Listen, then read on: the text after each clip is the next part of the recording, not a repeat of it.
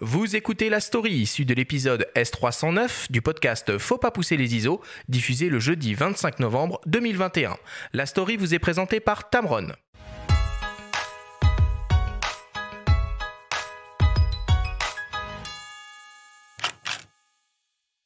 Le temps d'une soirée, Sebastião Salgado a troqué sa tenue d'aventurier pour des habits plus institutionnels. C'est en sa qualité de membre de la section de photographie de l'Académie des Beaux-Arts qu'il a fait l'éloge d'Annie Leibovitz, en présence de la célèbre photographe américaine. Lauréate du prix William Klein, son œuvre fait l'objet d'une rétrospective sur les murs du pavillon Comtesse de Caen, dans l'enceinte du Palais de l'Institut de France, en plein cœur de Paris. L'exposition prend sa source à ses premiers clichés, en noir et blanc, dans les années 70. Elle étudie alors en Californie, une période clé dans l'histoire des États-Unis, marquée par la guerre du Vietnam et les luttes pour les droits civiques, comme le rappelle Salgado. Les années 70 à 80, elle n'était qu'une gamine, encore à l'école.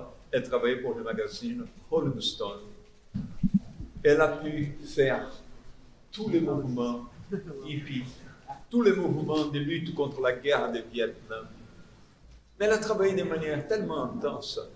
Elle faisait partie de tout ce qu'elle photographiait. C'est étonnant. Ces photographies, c'est beaucoup plus que des reportages, c'est beaucoup plus que d'informations, c'est une forme de vie, c'est sa manière de vivre. Elle a vécu profondément la photographie. Annie Leibovitz explique avoir elle-même sélectionné les quelques 200 images de cette rétrospective. Sans se départir de son imperturbable sourire hollywoodien, elle souligne, de sa voix grave, les efforts mis en œuvre en France, au sein de l'Académie des Beaux-Arts, pour promouvoir la photographie. With homage to what I did for Sebastião, where I created a river of photographs. En hommage à l'œuvre de Sebastião, j'ai créé une rivière de photos pour orner les murs de cette galerie, qui est un vrai bijou.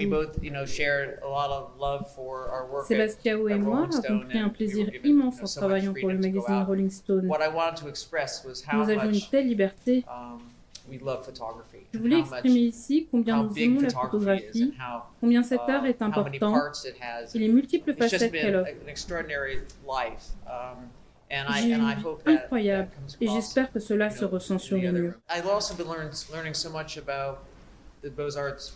Academy and what they are doing and how they are really, striving to, move forward and J'ai beaucoup appris au sujet de l'Académie des Beaux-Arts, leurs actions, ce qu'ils entreprennent pour que la photographie soit reconnue à sa juste valeur. Et je suis fière de faire partie de ce processus. La scénographie se veut un peu underground, façon fabrique de Warhol.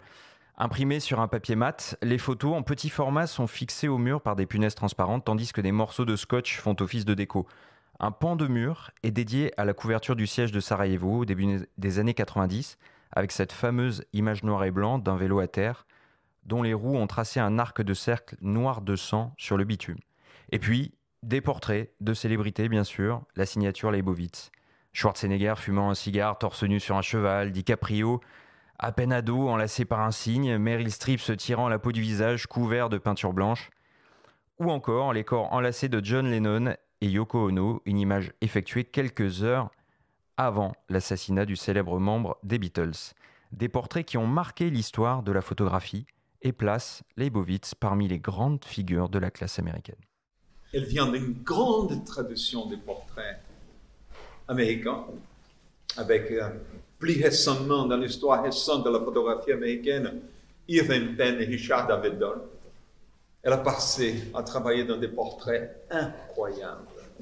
Et c'est étonnant de voir la préparation de science des portraits de lui.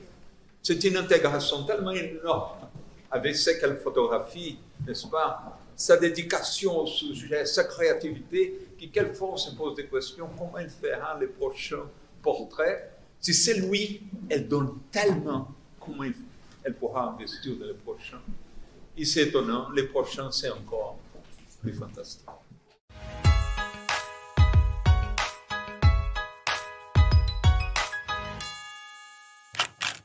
La photographie importante en France, c'est discutable, non ?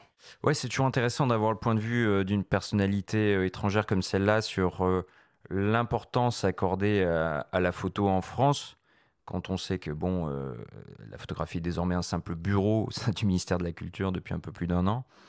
Donc il y a un peu deux poids, deux mesures. L'Académie des Beaux-Arts a créé un prix il y a 2 ans, fortement doté, le prix William Klein, qui récompense des grandes œuvres, des grandes rétrospectives qui promouvoient pas forcément des jeunes talents. Donc là, elle empoche quand même 120 000 €. Annie Leibovitz, elle a le droit à une superbe expo dans un bel écrin. Donc ça est très beau. Ça sent un peu le passé aussi, ça fait un peu penser aux académiciens dans d'autres secteurs.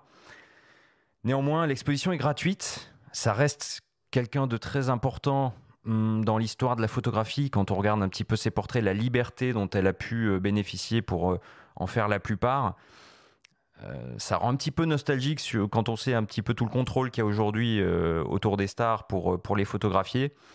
C'est pour ça que finalement, je me suis dit qu'il était intéressant d'en parler. Si vous passez par là-bas, près du Pont des Arts, vous perdrez pas d'argent, vous pouvez toujours regarder un petit peu tout ça. Vous perdrez pas d'argent. Non, moi j'aurais pas payé pour aller voir Annie Leibovitz. Je veux dire, il y a des bouquins dans tous les sens. Si on veut voir des photos, elles sont connues. La scénographie est pas non plus démente.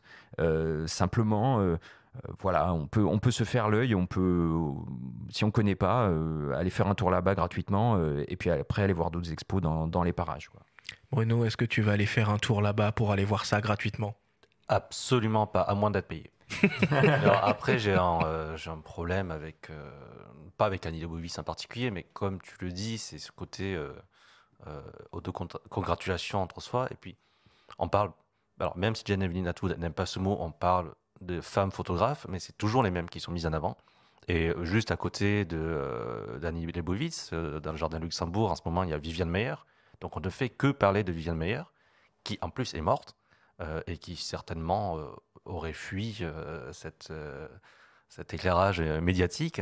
Alors, je me permets de te couper. La semaine dernière, justement, pour en avoir parlé, pour avoir fait un gros sujet sur elle et pour avoir lu les dernières enquêtes publiées, son enquêtrice ou tout ce qui ressort de ces enquêtes montre que finalement, Viviane Maier aurait elle-même souhaité, contre tout ce qu'on a pu entendre, être mise en lumière. Mais tout ça est discutable et on ne pourra pas le savoir puisque, comme tu l'as dit, elle n'est plus là. Voilà. Bon, alors admettons qu'elle ait voulu être mise en lumière. N'empêche, pendant ce temps, c'est les 120 000 € donnés à Leibovitz, les expositions et les livres dédiés à Viviane Maier, c'est autant de moyens qui ne sont pas mis en avant pour promouvoir des photographes, femmes ou hommes, émergents ou confirmés, aujourd'hui. Alors, je pense à des très très bonnes photographes françaises, comme Céline Croze, qui était à Planche Contact à Deauville, ou Florence Levillain, qui n'ont pas cette visibilité-là qu'elles mériteraient. Et qui mériteraient d'être un peu plus propulsées sur le devant de la scène. C'est vrai qu'on peut se dire qu'une exposition comme ça d'Annie Leibovitz aurait pu trouver d'autres sources de financement que les fonds publics. Non, mais lui offrir une grande rétrospective, ça fait sens. C'était la compagne de Suzanne Zontag, qui est une grande dame aussi, grande essayiste de la photographie. Elles ont vécu toutes les deux à Paris. Il y a un sens. Ce qui est plus gênant, c'est la dotation d'un tel concours à quelqu'un qui, foncièrement, n'a pas forcément besoin à ce moment-là de sa vie en plus. Et bon, Annie Leibovitz, ce qui est bien, c'est que même si elle a reçu beaucoup d'argent pour ça et qu'elle n'a pas forcément besoin d'argent, ça reste effectivement gratuit. Donc, parce que mettons une exposition pareille à la Fondation Vuitton ou quelque chose comme ça, on aurait payé 35 € pour aller la voir, plus les 120 000 € de dotation, ça aurait fait un peu mal. Là, c'est du... On connaît les portraits de Leibovitz. Après, il y en a qui vont apprécier y aller. Je pense que ça va faire un relatif carton quand même, parce que c'est quand même une grande photographe. Pour nous, on est plus initiés. On est là, bon, encore Leibovitz, encore les portraits de stars, encore la guerre en Bosnie. Mais après, voilà, il y a aussi des gens qui ne connaissent pas et qui vont découvrir. Je pense qu'avec tout ce qu'on voit comme photos maintenant sur Instagram, on peut découvrir plein de photographes inconnus, ou même on est vachement mis en avant, enfin vachement initié à la photographie, mais certains classiques sont pas forcément connus du grand public. Mine de rien, Annie Leibovitz, elle parle à tous ceux qui aiment bien la photo, mais pas forcément à la nouvelle génération, pour autant. Est-ce que ça va leur apporter quelque chose ? Je sais pas, mais au moins ils peuvent découvrir un grand nom de la photo. Bon, en tout cas, pour résumer, c'est gratuit. Ouais. Voilà.